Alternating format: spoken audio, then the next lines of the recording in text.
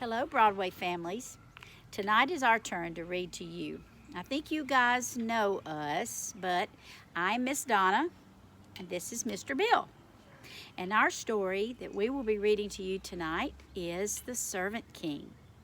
Mr. Bill, why don't you get us started? Okay.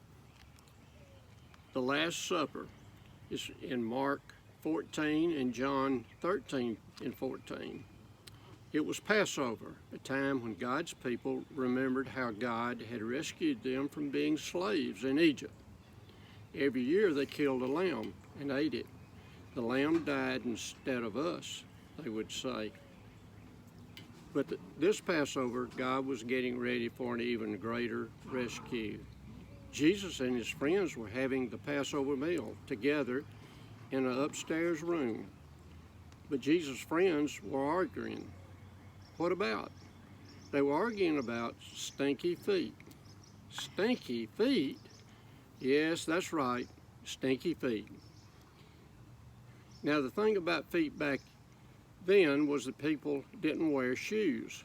They only wore sandals, which might not sound unusual, except that the streets in those days were dirty. And I don't mean just dusty dirty, I mean really stinky dirty.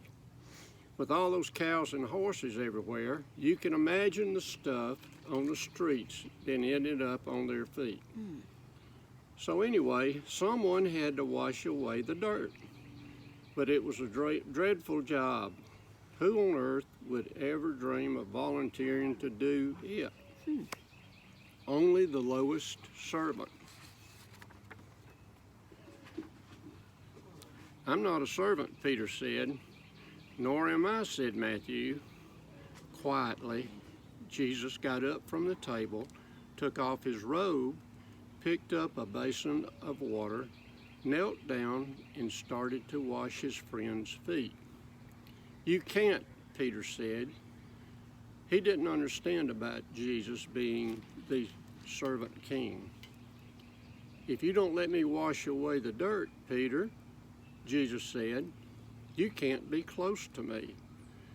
Jesus knew that what people needed most was to be clean on the inside. All the dirt on the feet was nothing compared to the sin inside their hearts.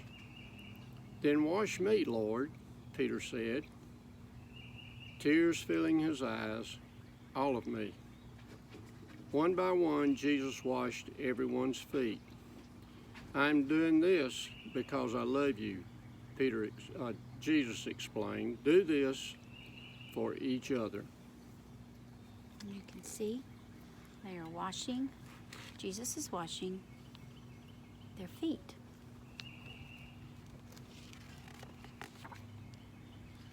Now, one of Jesus' friends had made a bad plan. No one else knew what the bad plan was, but Jesus knew, and so did Judas.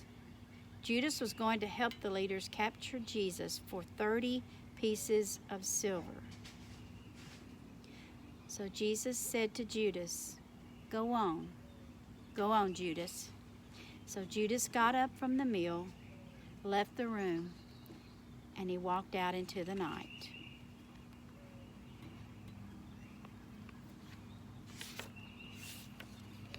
Then Jesus picked up some bread and broke it.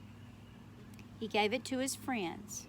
He picked up a cup of wine and thanked God for it. He poured it out and he shared it. My body is like this bread. It will break, Jesus told them.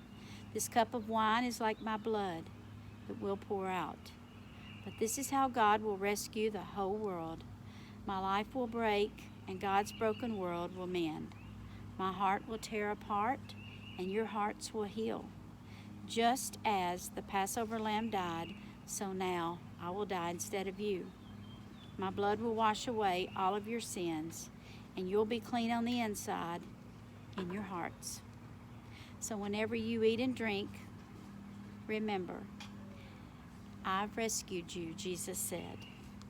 Jesus knew it was nearly time for him to leave the world and to go back to God. I won't be with you long, he said. You're going to be very sad. But God's helper will come. And then you'll be filled up with a forever happiness that won't ever leave you. So don't be afraid. You are my friends, and I love you. Then they sang their favorite song and walked up to their favorite place, an olive garden. See our last picture? It's a beautiful picture of Jesus with his wine and breaking the bread. And that's the end. Well, we hope you guys have enjoyed this story. We've loved spending this time with you. So good night, and we love you. And I hope you have sweet dreams. Bye-bye.